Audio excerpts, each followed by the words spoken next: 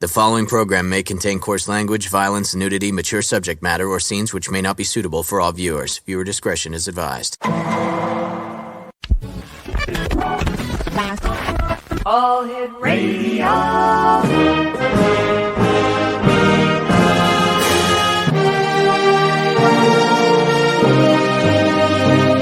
Welcome to the X Zone, a place where fact is fiction and fiction is reality. Now, here's your host, Rob McConnell. Hey, good evening once again to one and all. This is the X Zone. I'm Rob McConnell, coming to you from our broadcast center and studios in St. Catharines, Ontario, Canada. If you'd like to send me an email, xzoneradiotv.com, on all social media sites, X Zone Radio TV. And we're coming to you around the world on the Talkstar Radio Network, Mutual Broadcast Network, iHeartRadio, and Channel 54 on Simul TV. My first guest tonight is, he's an experiencer. He supports experiencer. He's an investigator. And his name is Ryan Stacey. He is from the province of Ontario, north of here. And first of all, Ryan, I want to thank you so much for joining us. Thanks for having me. Tell us a little bit about yourself, Ryan. Yeah, so I'm a private investigator. I own and operate a private investigating and private security company in Ontario. But besides that, I've always been fascinated, involved with paranormal. I was a paranormal investigator for, as a hobbyist for a while. Mm-hmm. When I started my company, I kind of was still loosely into that. But then a couple cases that I got, kind of was like more so into missing persons and whatnot. And I had a case where someone believed allegedly that their son was abducted by aliens. And wow. I actually investigated for that because I would just start my business out at that time. Didn't know too much about UFOs or anything at that time, but I ended up learning that he joined Scientology. So he wasn't abducted by aliens, but it was, just kind of in that realm of mysticism, I suppose. And I ended up joining some groups. And when I was with those Facebook groups or whatever to locate, over time, I eventually got introduced to an organization called MUFON, which is the Mutual UFO Network. So long story short, in 2015, I volunteered for that organization, and then I moved through the ranks. I became a field investigator, chief investigator for Ontario. Then I was the national chief investigator for MUFON Canada, the entire organization. And then I became the national director of field investigator training. So I was responsible for revamping the model, the manual, and teaching everybody how to investigate UFOs. Along the way after that, I got involved with the experiencer research team with Kathleen Martin. And I was heavily involved in investigating abduction cases because I started to see parallels between UFO abductions or alien abductions and paranormal encounters. So the shadow figure phenomenon was really interesting to me because there's a lot of parallels in the characteristics. So I started to realize or come up with this theory that it might be connected. I'm not the only one that has that theory, but I mean, like having a way to, I guess, if you drop the labels and start focusing more on the characteristics within each house, I started to understand that perhaps there might be this new title or this subtitle that like these two phenomena have been separated for whatever reason, but might actually be the same. And then I started studying the people and trying to understand how the people are affected by the phenomenon. And through the people, I started learning more about the phenomenon. And then that's how I was able to connect it, consciousness, paranormal, and UFO through the people. And so that's essentially how I got into it. And the reason for that is because it started as a hobby. I'm a very good investigator. I own and operate a company. Investigating is my thing. And this is just a riddle that hasn't been solved. And I think I'm getting pretty good, or pretty far anyways, with my angle. So that's kind of where I'm at. Before we went on air, we were talking briefly, and I asked you about the ultraspectrum classification system. Yeah, so you can find that on our website under the investigation tab, so experiencersupport.org. That classification system is a homage to the Hynek Valet classification system, which was used with MUFON and many other people before in the past, and of course Hynek. It was reviewed by Paul Hynek, which is Hynek's son.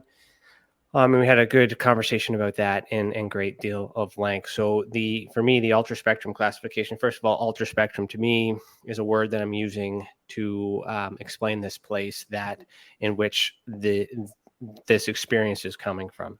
So I'm more so trying to figure out, if this place exists and where this place might be, because there's many different people that are able to tap into, the ether or the consciousness or hive consciousness and whatnot from that. So the ultra spectrum is my word to use that, which is also an homage to John Keel's super spectrum. Mm-hmm. Okay, so the combination between those three minds, and what I've done is I've created a regulated system in which I can bring in aerial activity, so UFOs. I can bring in paranormal activity. I can bring in beings. I can bring in residual evidence, so crop circles and things like that. So just a way to kind of measure all of these events in these categories while removing labels. But it's also designed so that way I can look at what individual has what type of experience and what methods are used to achieve the goal of the experience. So for an example, if we were to compare, a CE5 with a seance. So CE5 is the act of, meditating to, get the attention of extraterrestrials out in space. Whereas a seance is basically using meditation skills to try to get the attentions of ghosts on the other side, or spirits. So in those two situations, one's paranormal, one's UFO, but the constant is the human being, and the human being is using their mind to get into a state of thought and group thought, mind you, and then instant contact is made or assumed, allegedly. So with doing that, I'm through my studies, I'm working on a 4-year study that'll be published hopefully by the end of this year, to kind of identify the type of experiencers that may have the best chance of having an experience, whether they know it or not. So, trying to understand the being as to why they are the way that they are, and then putting more emphasis on us as a human being, to give us more credibility that perhaps we're the ones causing it, we're the ones drawing it, we're the ones doing all these other things, but we have these ideas, our ideologies, that it's coming from an external source, that extraterrestrials are from space and ghosts are from the other side, but maybe it's none of that and it's just us. And so that's kind of how I index it with the ultra spectrum classification system, so that we can kind of prove that, or at least emphasize that hypothesis. When you say just us, what do you mean? Well, so as an investigator, it's in my career, I'm always trying to find the who.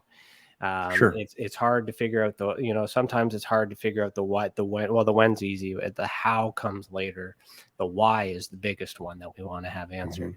But when focusing on the who, it's always easier to, look for a human suspect, because there's more evidence that is measurable, because we're obtainable, we're around. So if we look at so with that philosophy, so kind of where my theory is coming into, where this evidence is kind of grouping up in my samples here, is like, if you were to take a paranormal investigation, if you will, or even a seance, as we talked about before, and they're all thinking this way, and then all of a sudden, like, the candle goes out, or the planchette moves and things like that. So a lot of times everybody thinks that that's the ghost that's doing that. But what if it's a certain type of individuals that share, the same blood type, or the same history, the same something, and they all same belief, whatever, and then that power magnified, and it was actually them that moved it. And if I turn it around in that way and use it, then I'm able to study the people and have the people use these psychic abilities, or the psionics, or these remote viewings, any things like that. There's more evidence to suggest that we're capable of doing it. Now, does that mean we were created this way from the beginning? Just when you get into conspiracies, was this added on through abductions? Like, how is this stuff connected? Because it's all connected. Right. And we're having many different experiences throughout our lives. We call them many different things. We have many different interpretations. But my system, or the way that I'm doing my investigation, is to try to just regulate it or group it into plain categories to try and understand it and then relabel it or re-identify it, because there's too much mud in the waters. And when I do it that way, 9 times out of 10, I end up with a very human, plausible explanation. So the answer may be lying within us instead of somewhere out there. Yeah. So, the saying as above, so below, that saying continues by saying so within and so without. Exactly. So kind of that philosophy. Give us more credit. Maybe we're the super beings, Ryan, stand by. We've got to take our first break. Exonation. Ryan, Stacey's our special. I'm sorry, Stacey Ryan, right? No, Ryan Stacey. Ryan Stacey. I said it right the first time. Yeah, you got it. As our special guest from Ontario, and his website is experienceyoursupport.org, and we'll be right back after the short break. Don't go away. And welcome back, everyone. And the X Zone is sponsored by our good friends at Beautiful Mind Coffee. And for more information on Beautiful Mind Coffee, visit their website at beautifulmindcafe.ca. My guest this hour is Ryan Stacey, and Ryan's website is experienceyoursupport.org. Ryan, how is the UFO scene up here in Canada compared to the United States? Are we seeing an increase in sightings? What's going on? Yeah, it's quite interesting. Canada has, I guess, openly admitted the existence of things they can't explain since 1995, or perhaps even sooner than that. So they've declassified a lot of documents way back then that no one's really combed through or looked through. And it's only until recently that a lot of us are paying closer attention to it now, since we're having this interest here in the States. And a lot of people have been doing it for many, many years, of course, and whatnot too. But the shift is more so piggybacking off of that. But the Canadian government does respond to tracks of interest, if you will, that are suspicious in nature, but they don't actually continue. Well, they don't actually complete investigations to the sense, because they have to pass that information off to NORAD in Cheyenne Mountain in the United States. So it's kind of like a handover. So whenever we have things that are suspicious, we from what we understand, we can only investigate so much, and then so that's where it's important that if the United States does provide any information, then we can use that here. But we are quite open. We just Canada minted another coin not too long ago, the Yukon event. So there's like 5 minted coins. So Canada is quite open. There's a landing pad in Alberta. I mean, like there's so many things that. And Shag Harbor, of course. They just had their event last month too. So there's so many things. So they're open about it as well. It's not just Roswell in the United States. So the approach is different. But in recent articles, there's a journalist by the name of Daniel Otis who does amazing work in getting these Freedom of Information requests, and I've been assisting him for a while now. But he's been on his own, and he's doing pretty good.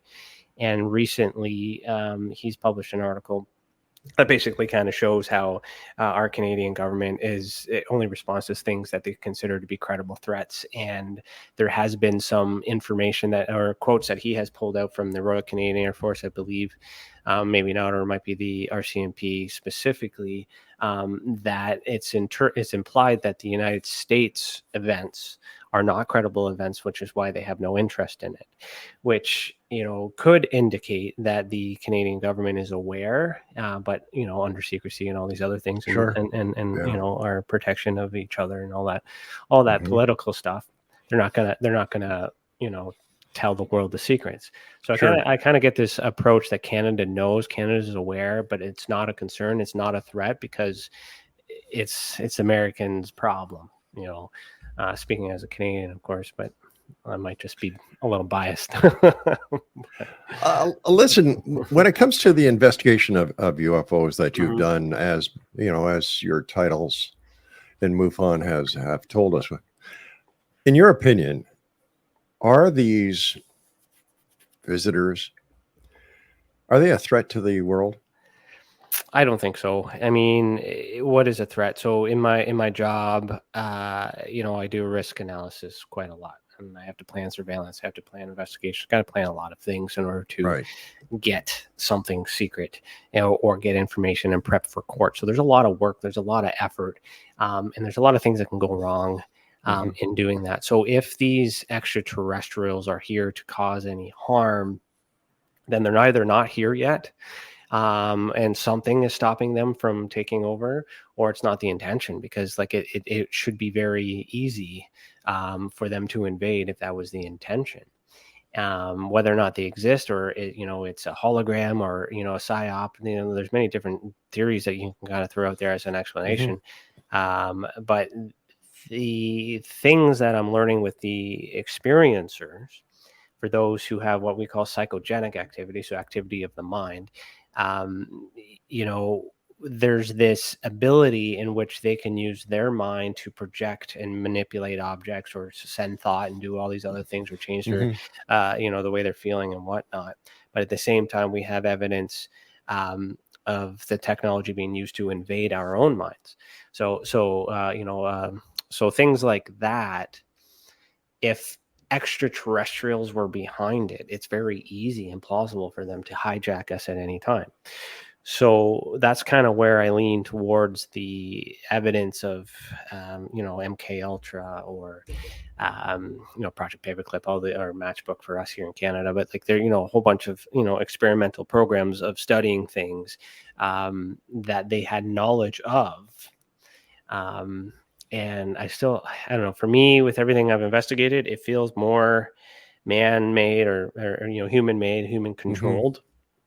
And if extraterrestrials existed, I would expect them to take over, and we wouldn't have any control, because it's us or them. When you're talking about the psychogenic effect, does it differ in the different areas of a paranormal investigation? For example, Bigfoot, lake monsters, ghosts.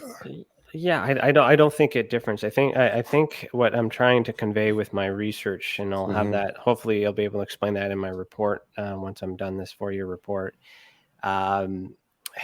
is that it's, what if it's the activity is happening in the mind, and if it is, what if it's also real?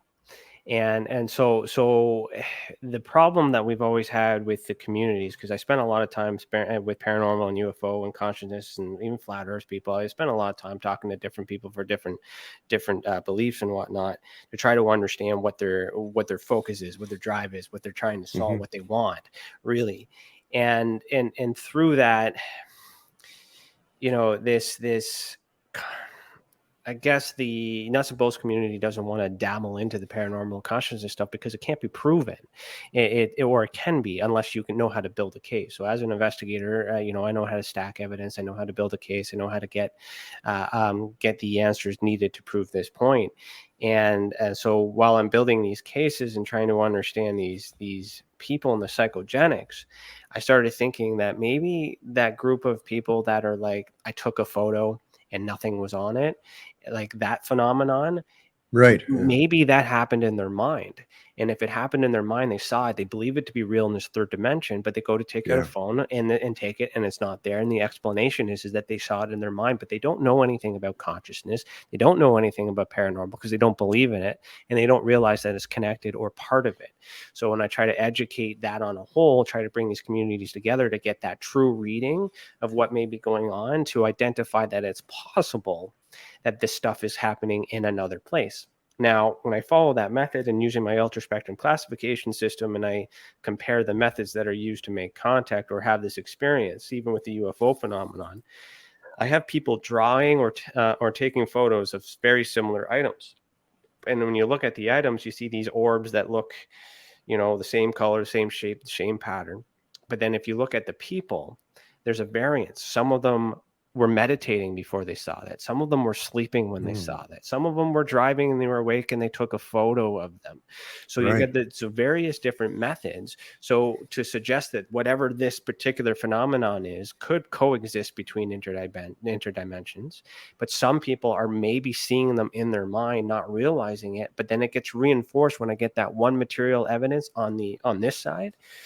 And then it'll get reinforced when I get a government document. That's why I'm also pushing on disclosure too, because then I stack the evidence. You have different types. You have analogical, you have hearsay, then you have, so analogical is drawings, then you have hearsay, which is your testimonial evidence, and then you have one picture.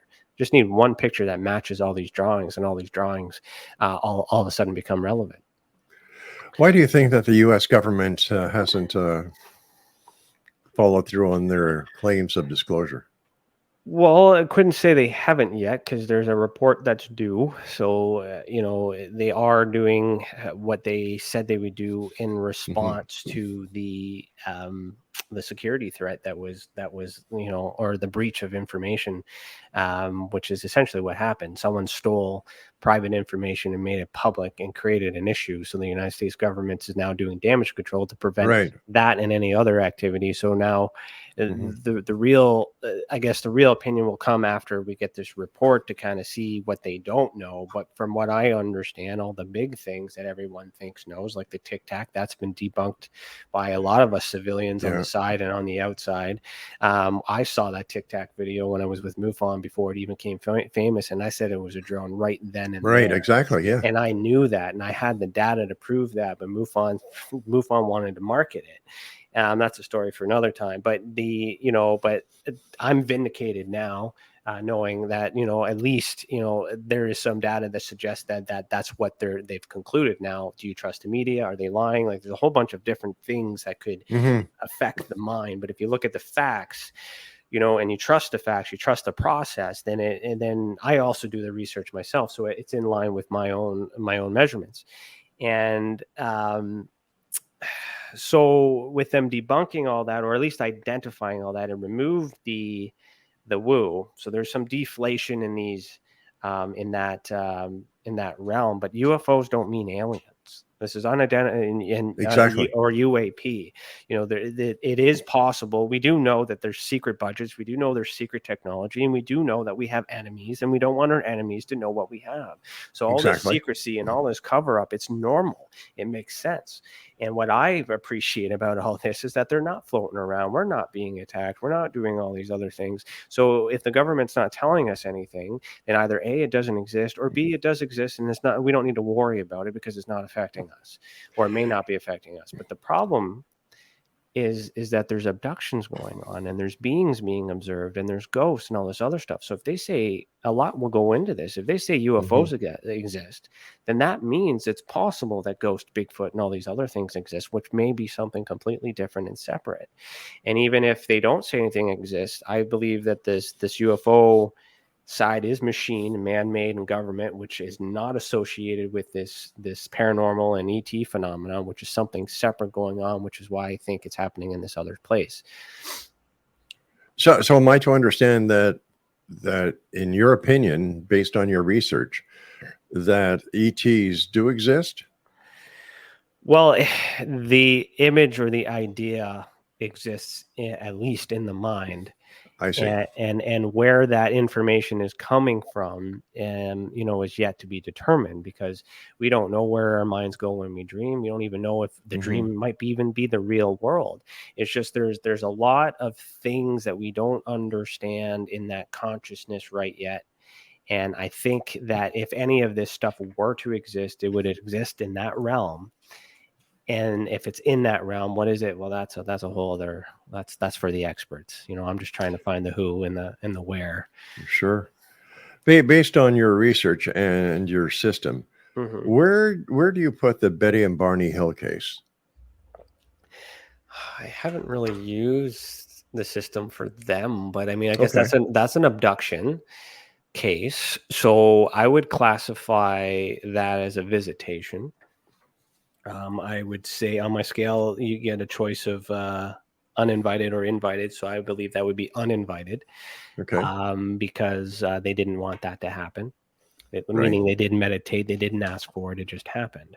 And I guess if you were to look into the memories and the mapping of the and seeing in the mind, then that would be psychogenic, whether it be of the mind. So that'd be and then if there's beings observed, so those are all categories that I have. And then there's aerial activity, and I have this one special category which I call the paranormal hat trick, which would include at least three of those. So some sort of psychic ability, visitation, craft, beings observed, all of it, and then so. I don't have experience or data for Betty and Barney Hill because I can't get their testimony. But I mean, that's how I would categorize it. And I mean, there's a lot. Yeah. I understand. Good job there. Thanks. Stand by, Ryan. You and I have to take our next break. Exonation, our guest this hour is Ryan Stacey. He is in this great province that I live in as well, Ontario. His website is experiencersupport.org. And Ryan and I will be back on the other side of this break, so don't go away. And welcome back, everyone. Ryan Stacey is our special guest. His website is experiencersupport.org. What was it like the first time you did one of your investigations into a UFO sighting as a member of MUFON up here in Canada? Yeah, it was interesting. So my first case was what they would have considered a closed case or a cold case because it was historic, I guess, and based on their, I'll say, primitive knowledge of investigations, because I'm coming in as a licensed investigator. They didn't see any leads or didn't know what leads to find in order to open this case up. So my instructions essentially were to just look at it, provide an opinion, and then close it as is, because there's no way you could get data from 1976 or whatever. So first case, knowing a thing or two, I decided to, dig into it. I was able to locate the original witness, found the witness, all this other stuff, got a whole bunch of information. I was able to go to the camps, actually Conestoga campground, near Arthur or the Wellington County. So it's here in Ontario. And I met with the campground guy there and all that other stuff. And I ended up filming a whole bunch of stuff besides that. That's beside the point. But I ended up learning that there was abduction going on. There was a landing that had happened. There was paranormal activity and psychogenic activity all in this campground, multiple witnesses, all these other things. So that was my first report that I sent to MUFON as my sample. And that went right to MUFON headquarters. It got published in the MUFON journal, and then I got promoted and all these other things and yada, yada, yada. So my, I guess my first, case was, it was interesting. But I guess my skill set kind of showed, so they were kind of happy about that.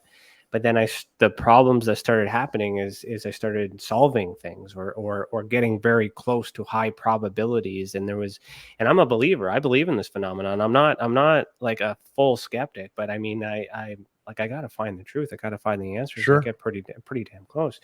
And so it was getting quite challenging because everything that they had woo on, I was able to, explain. And that's why I'm very biased when I say that I'm almost confident that these machines that we're fighting over in the United States and waiting for are just government problems, not extraterrestrial. It sounds like this park at Conestoga Park in the Wellington County, it sounded like our very own Skinwalker Ranch. Well, it could be if you were to look at it that way, because it had, it had all the things, multiple sightings, multiple history, Wow. check all those boxes and things like that. A lot of people want to go back and do it. They had these crooked trees, which were kind of interesting, but that could have been just the way that the sun was and the way that they grew. Like there's lots of explanations you can provide for anything, but do you have proof? It's theory on top of theory on top of that, and then you get belief, and then what do you do, right? But the facts in that particular case, there were multiple people who have come and gone in that campground over the years that's seen in weird things that can't be explained. And is it the place, or is it the people? Is it the family? And that's how I'm looking at it. I'm not looking out, I'm looking in. I'm like, what's wrong with you? You were the witness. I want to talk to you. Where did you grow up? What did you do? When did you first do your first psychic reading? Like, tell me about your life. And I see these patterns.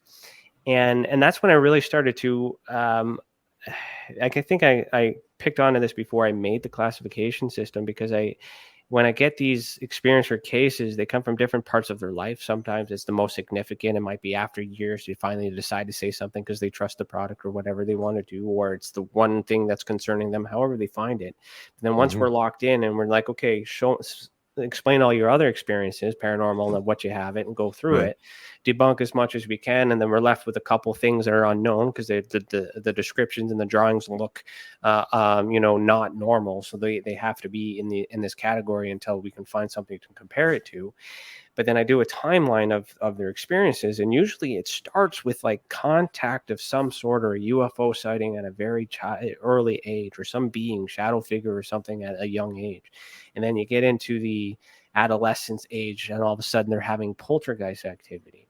And then you get into their early adult age, and all of a sudden they're paranormal investigators. And then you get into the end of their life, and their psychic readings and their Reiki healers and all these other things. So these are all different elements. This is extraterrestrial, this is UFO, this is paranormal, this is consciousness.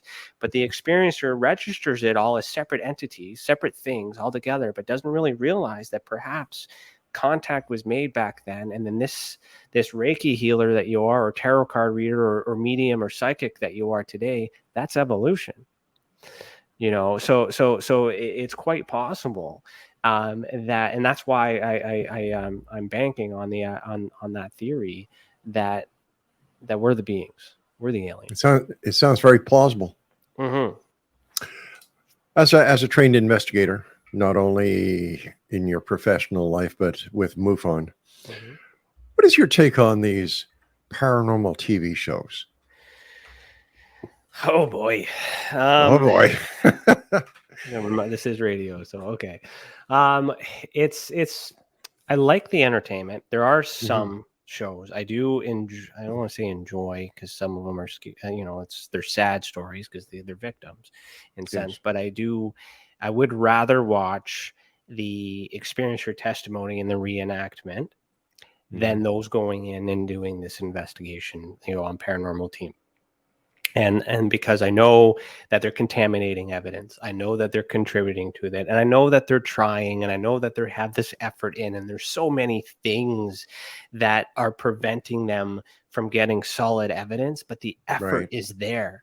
And I acknowledge that, and I appreciate that. And so also through the association, so the Experiencer Support Association, I'm creating an academy in which I'm able to teach how to investigate, and I wouldn't say properly, but tools and methods and things to use, so that way when you actually go out and do the things you're already doing it, you're doing it better and you're doing it proper.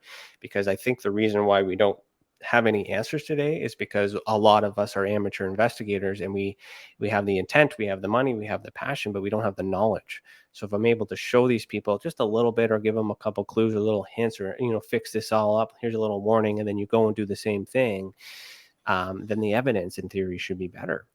And so that's the challenge I have, is because the intent is there. You want to entertain. Like, there's so many ways for that to go wrong, and it makes it puts a stain in the sense, but it's also important because there's a lot of people that try. But the thing is too, is I think these paranormal groups, if they have a medium and they go in there and they hear a voice, how do you know they didn't hear the other friend down the room thinking something? And that's exactly right. So a lot of these paranormal groups are thinking outward, not inward. And I'm trying to create awareness of that thought.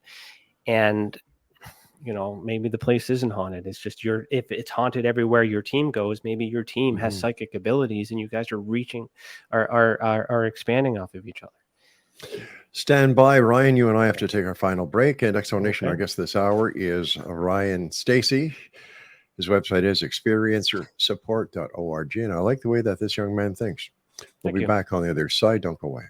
Ryan Stacey is my guest. His website is experiencersupport.org. First of all, Ryan, thanks so much for joining us. It's been a great pleasure having you here on the show. Yeah, thanks for inviting me. Quick question for you. Are you familiar with the Roswell case?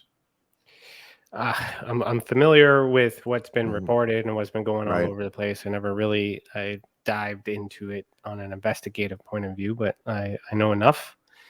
All right, let me ask you something as a fully licensed and trained investigator, okay?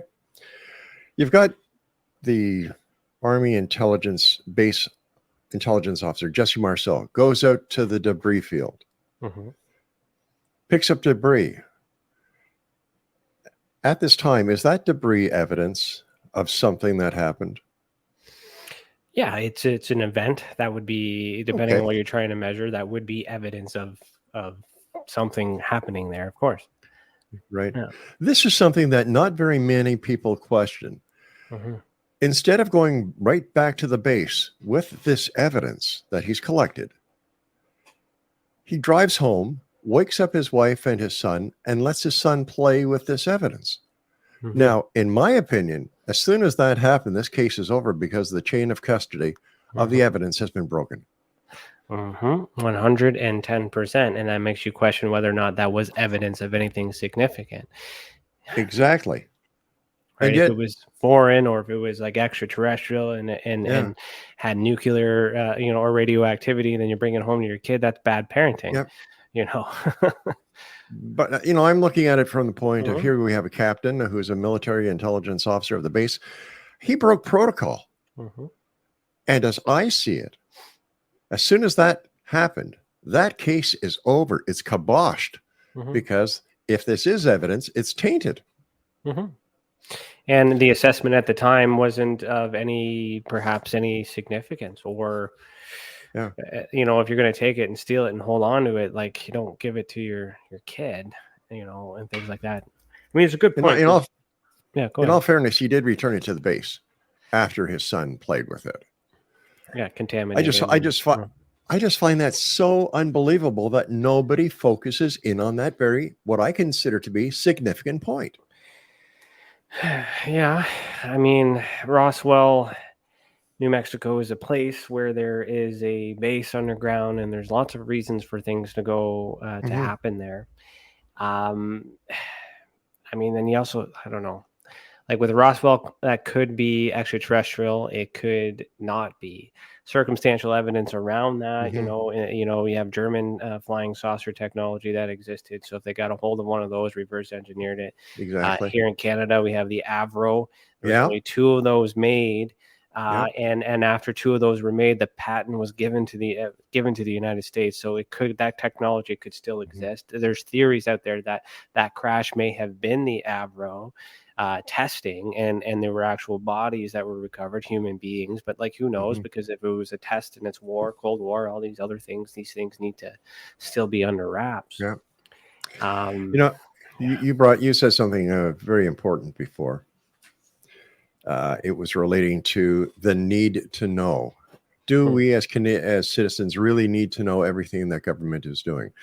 And there are times when I believe that the UFO community is doing more to harm national security by pursuing some of their leads instead of just saying, okay, like, maybe we should just back off and leave it alone. Yeah, there's lack of trust in our governments, which rightfully so, and many other circumstances that would accumulate to that thought. But I mean, that's what I was trying to say. Like, if it's not out here attacking us, then it's contained. So, like, I sleep good at night knowing that someone knows it exists and they're not telling us. We don't need to know. We want to know because we're worried. We just don't want it to be a threat. We don't want to be afraid of it. And that's how I view this phenomenon quite a lot, because when you have visitations, that's break and enter. That's against the law. It is. When you have when you're taken on board a craft, that's abduction. That's also against the law. So there's a lot of criminal activity that takes place, and if it's human beings behind it, then they go to jail. But or I'm dead. But like, we haven't got there yet. But there's a lot of normal stuff to it. We're curious. We don't know our origin story. We don't know where we came from. Many different faiths, many different religions that kind of index on the whole being from somewhere else. But extraterrestrial just means extra land. For all we know, it could be another place here on Earth that we don't know about, the center of the Earth. It could be, outside, like on the other side of Antarctica. Who knows? Like in order for this to exist, we would have to coexist, and they want nothing to do with us, or they exist and it's outside of our grasp and we'll never get to it, or it's a figment of our imagination, and the only way we're all going to know is when we check out. As well as when people like you take it very seriously and are willing to take the time and the effort into doing research that provides a series of data points that could be used not only by yourself, but other members of the research community. Yeah, I appreciate that. And I take it seriously because it affects the people. There's PTSD, there's Yeah. anxiety, there's depression, there's a lot of, and that's where my security background comes in. Like I have to do a lot of de-escalation and triage and provide supports and resources, which is what the Experiencer Support Association is, which is my website, experiencersupport.org, where not only after investigations I get that information, but I need to also take care of that experiencer and pass them off to, a pseudoscience or a pseudotherapy, like Reiki Right. or hypnotherapist or yoga, spa, whatever you want to do, because we want to cater to the experiencer because they're a victim of something. I may not believe that as extraterrestrial, but I can identify the markers of all the stress, all these stress markers. But they're still victims. Victims of something, victims of crime, victims of sexual abuse, victims of physical abuse as well. And if it's extraterrestrial, if it's aliens, if it's a mask to, sometimes it's a mask to ignore the possibility that was a family member that caused harm. So there's so many human explanations for this, and instead of trying to debunk it, instead of Right. trying to solve it, I'm trying to understand it, so that way I can cater to the being, and as long as the person is no longer living in fear and is no longer afraid and is able to trust some of these things. We may not be able to trust our government 100%, but if you can trust them that they're keeping the aliens away from us, there's a little bit of trust, or these ghosts and things like that. And then if we change that thought, more people are happy, more people are thinking positive, vibration raised, all that stuff that everybody talks about. And this is how, because you got to take care of the people. You're not gonna change the world if you don't take care of the people. Ryan, that time has come when I must say so long for tonight. I do want to thank you ever so much for coming. I love what you're doing. And please keep in touch. Yeah, reach out anytime you want me to come back. You've got a deal, partner. Take care of yourself and be safe out there, buddy. You too. Thank you. My pleasure. Exonation, our guest this hour, Ryan Stacey, his website, experiencersupport.org. I'll be back at the top of the hour as we talk with Chris Grizzly. We're going to be talking about, guess what, gang? Bigfoot. This is the X-Zone. I am Rob McConnell. I'll see you all in approximately 13 minutes from now, so don't go away.